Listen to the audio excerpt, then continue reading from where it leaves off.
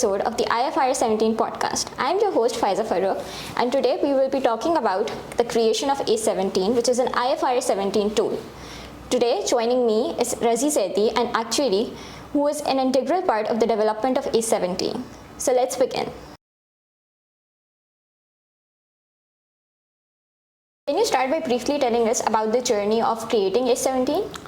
Sure. So A17 tool is basically, first of all, I start off with saying what it is. Mm-hmm. So it is a IFRS 17 based tool, and the purpose of it is to produce financial statements based on IFRS 17. So the journey of A17 started off, I think, roughly for me about 3 years ago, when we started gaining knowledge of IFRS 17.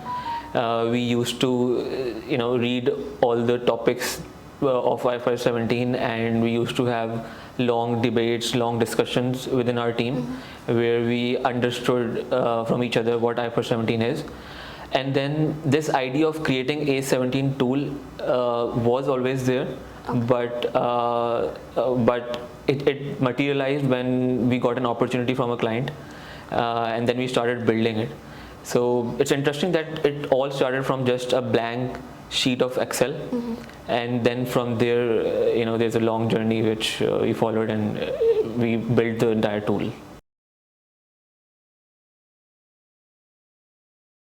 Could you share how long it took you to complete the project, and what were the key milestones along the way? Okay, it took us around about 6 to 7 months to complete the project, from the very start to a point where we were able to have a working model. But then obviously improvements and enhancements keep on going till date. The key milestones, I can break this down into I think 4 or 5 parts. So first was basically planning and structuring the tool, where we all sat together and we defined the goals, what we want to achieve from the tool, and then how it would work out. The second part was building the calculations itself. So that is a calculation engine that we have, where all the calculations happen. So that was the second part. And then the third phase was testing the calculations. So we did a lot of testing. We used different sample data to test the models with different scenarios. And so the fourth phase, I would say, was when we made it a process. So firstly, it was like different points, different nodes, and then we connected all the nodes to make it a process, so that it looks like a tool. And the last one is basically to build the user interface. So for any software, to make it user friendly, you have to have a nice user interface, which makes it easier for the users to use the software. So that was the last part. All right. Tell us a little bit about the infrastructure of the tool. Okay, the infrastructure of the tool is basically based on 2 things. First is Python. So the main coding has been done on Python language, and then we have a support of MS Excel, where the basic all the calculations happen at the background. Python is used for mainly 2 things. The entire process is managed by Python, and then it also provides the user interface. And this tool can be installed on a local system, and it can also be shared over a local network, where, let's say, it is installed on one system, but other people who are there on the same network can also access it and use it.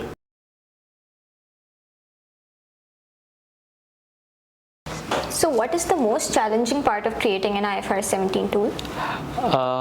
So in my opinion, the most challenging part is where you have to basically link different aspects of the tool. So what I mean is, so there's involvement of actuaries in this tool, there's involvement of accountants in this tool, in the development of this tool, and there's obviously involvement of IT people in this tool. So when you're managing and when you're leading a project, The main challenge for such a project is that you need to have some understanding of all aspects of the tool. So you need to understand the IT part of things, you need to understand the accounting part of things, and you need to understand the technical language which all the fields use, and you should be able to bridge the communication between the three, let's say these three areas. So that is the main I think challenge that is there when you're building such a tool. What were the most significant insights you gained during this process? I think the most significant insight that I gained during the process was the importance of adaptability. So if you talk about any tool, it should be flexible enough to that you can bring more updates, bring changes to the tool.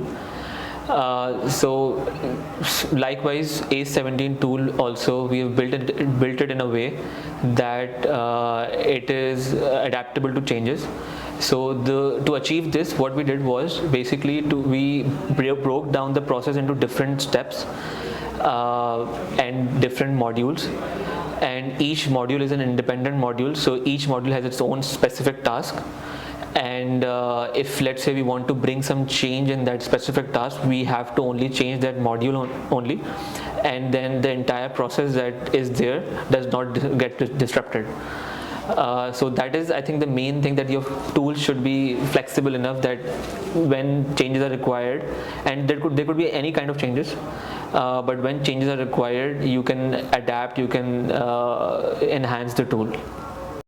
Thank you for sharing your journey in building the A17 and those valuable insights. Thank you for joining us, and stay tuned for more insightful conversations about the IFRS 17 tool.